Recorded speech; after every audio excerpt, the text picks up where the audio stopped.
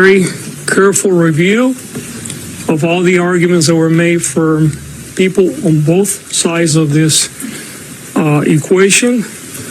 I came to a place where I believe that under the law, resentencing is appropriate, and I am going to recommend that to a court tomorrow. I believe that they have paid their debt to society. Who are these non-Americans who are running this? All I hear is an accent, and I know it's like, your parents have an accent, Casey, and I get it, right? But like, I just paid their court through society. Like, who is this guy? Who is this guy? Where's he from? Isn't this like the radical behind prosecutor that is in LA? What's his name again? Isn't he the one that tried to like jail people for like breathing outside during the Great Cough? Okay. Anyway, so I'm sorry. This has nothing to do with anything. Well, mental health and psych, I think that we can melt it in, right? And I've really been covering Dr. Phil videos, but this case, I was obsessed with it. Not when it happened, because I was a little girl, right? I was a little girl, but afterwards, I did my nursing psych report, my APA style psych report was on the Melendez brothers case, because it's just still to me like the case.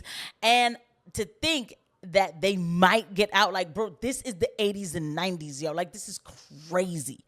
So I'm gonna discuss it, and I'm probably gonna get 60 views, guys. Please don't forget to hit the like button. Don't forget to hit subscribe and the notification bell. Please share. I think I'm gonna even say please share, because this is really kind of almost true crime-ish, but Megyn Kelly decided to talk about it, so I'm gonna ride Megyn Kelly's coattails and talk about it too, because this is crazy. And the system provides a vehicle for their case to be reviewed by a parole board, and if the parole concurs with my assessment, and it will be their decision, they will be released accordingly. We're very sure not only that the brothers have rehabilitated and that they will be safe to be reintegrated in our society, but that they have paid their dues. All right. So what's really happening? What's going to happen? Let's just start there. What is going to happen now? Because there's been a lot of, I don't want to say misreporting, but part of why I had invited the district attorney to initiate the resentencing months and months ago is there are some legal quirks. One of which is if the DA initiates it, which they have now done. After that press conference, they went over and they filed the request for resentencing. Now that triggers the ability for us to request a hearing with the judge, which we will do in short order. That judge now has the ability to resentence them.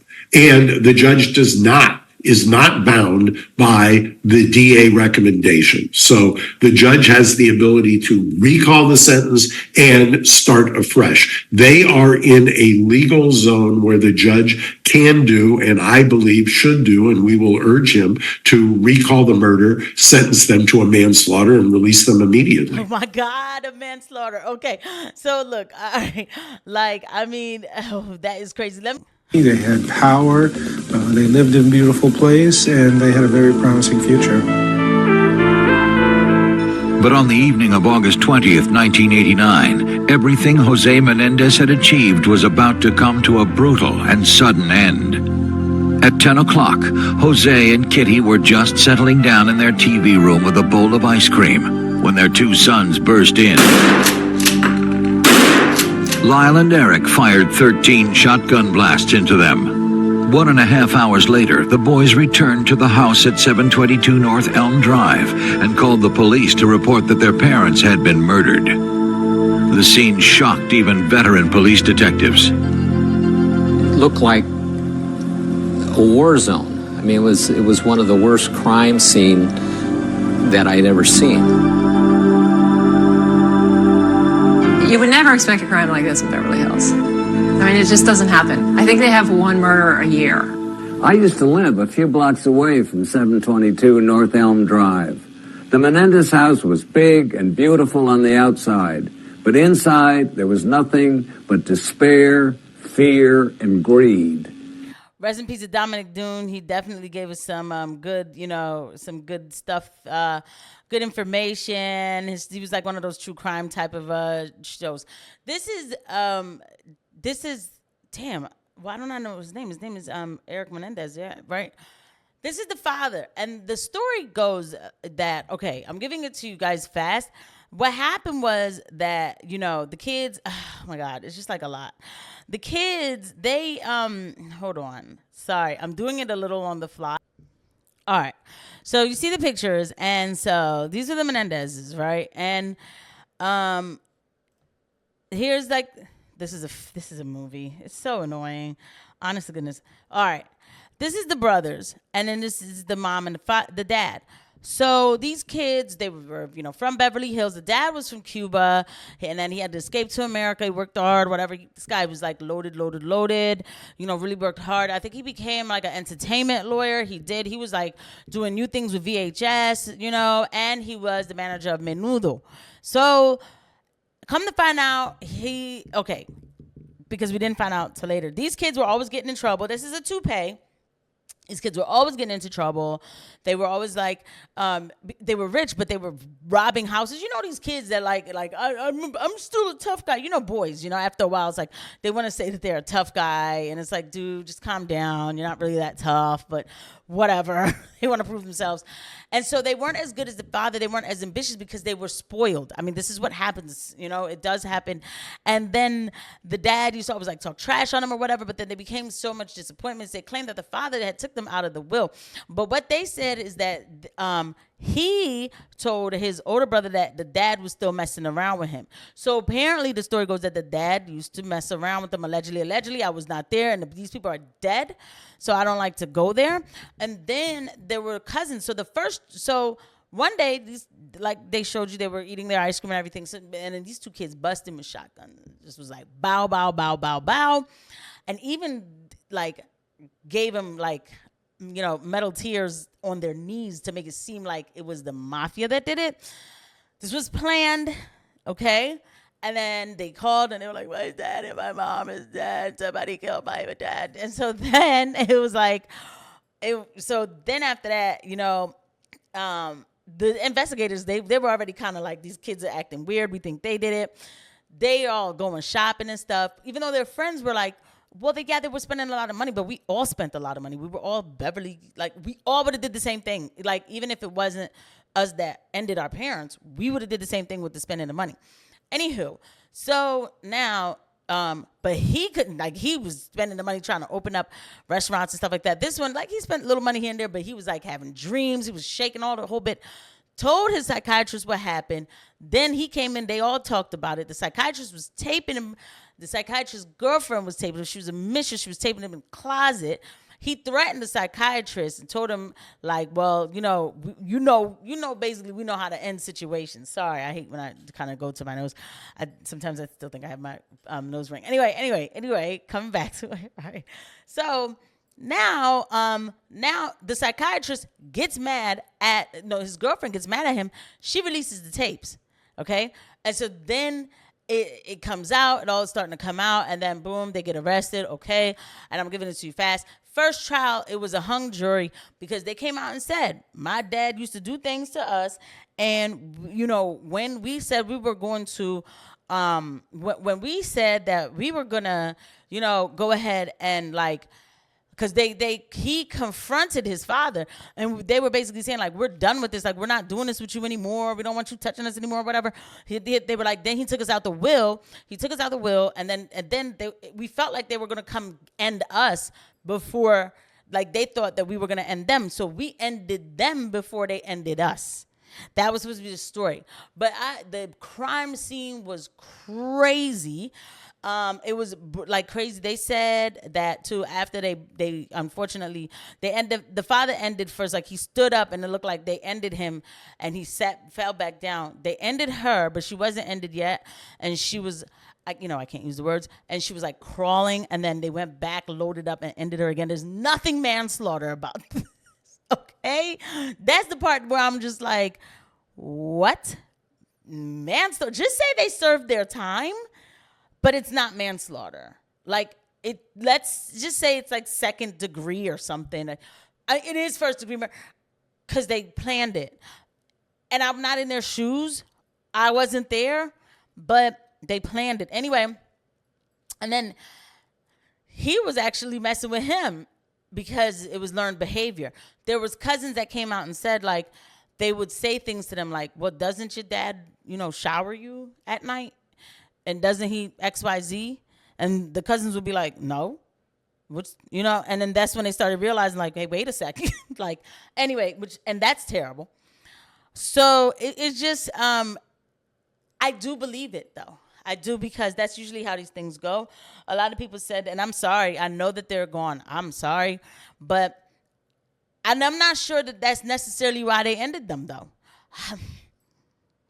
A lot of people said that the dad was like, had a weird control issue. The mom was on, sedatives. Of course, very successful people with high stress. This is not an excuse. This is not an excuse, but it's what kind of happens, right? And let's see if we can just look at the crime scene. But I'm not gonna do too much because. But anywho, now to hear that they might get it. Yeah, like it was, like bonk. Like they're not gonna show you I've seen pictures of this thing where it was bad. Like it was bad. Like and this isn't just like liquid, okay? So anywho, for me to now hear, sorry, I was just trying to find go back to the thing. For me to now hear that the Menendez brothers could get out, you have to understand, when it happened, I was a kid, but when, okay, so that's his homies, he down with the black people. It's not even funny. Like, he makes murals. After that, they never got in trouble again. And they were always together. When they first went to jail, they separated them immediately. Like their last interview, let me see if I could just quick pull up their last interview. This whole thing is going to get... Evil. Just a normal... I'm just a normal kid. Oh, Eric, you're a normal kid who killed your parents. Yeah, I know. And you still say you're a normal kid? Well, I didn't have normal experiences, but I am. I did that, and there's not a day that goes by that I don't think about what happened and wish that I could take that moment back or change what happened. But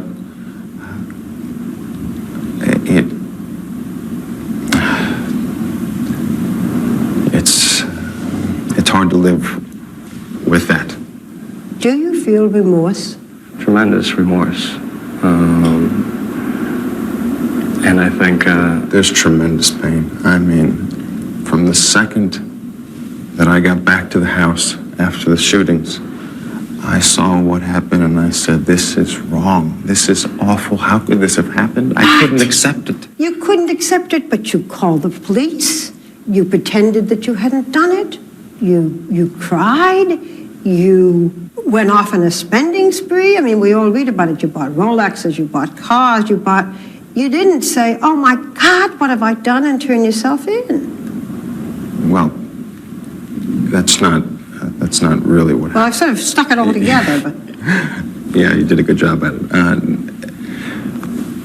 We got back to the house, the police were there, and it was a matter of telling him you did it, or just saying, I don't know who did it. And that's what we did. And if I could go back, perhaps I'd say I did it. And part of that started from the fact that we waited afterwards, and the police did not come. And in that time that we waited, we did make a bad decision to not have to... We expected the police to be there. You expected the police to come there and arrest you. 12 shots in the middle of Beverly Hills on a Sunday night, and no one calls the police. We're waiting at... You know what, guys? We might have to really touch on this, like, but that's too. The shots went off. Nobody, no cops came. Everybody was like, "Nah, that doesn't happen in Beverly Hills." It's like we're moving on. Like it was bananas. By the way, when they arrested him, he was in Israel. He was in Israel, which there's always Israel. Anyway, he was in Israel for a tennis match, but they were like, "We need you to come home and surrender." Now he had the worst lawyer ever because I would have been like, "Y'all got to give him immunity first, or else he's not coming home." But he was like, "I got to be with my brother. I need to be with my brother." I would have been like, "Shut the heck up. You're not going anywhere until you get immune." But things are meant to be the way they are. And in the end of this video, I mean, if I'm a lawyer, I'm going to say, in the end of this interview, they were like, "We hope we can stay together." And that was the last time they saw each other for years. It wasn't until I think like last year they were finally put in the same facility. Crazy, guys. But let me know if you guys want me to like keep up with this story. I have no problem keeping up with this story. We can Menendez brothers all day. I mean, y'all just let me know. But I really did enjoy talking about this with you guys. I'll see you guys at the next one. Bye.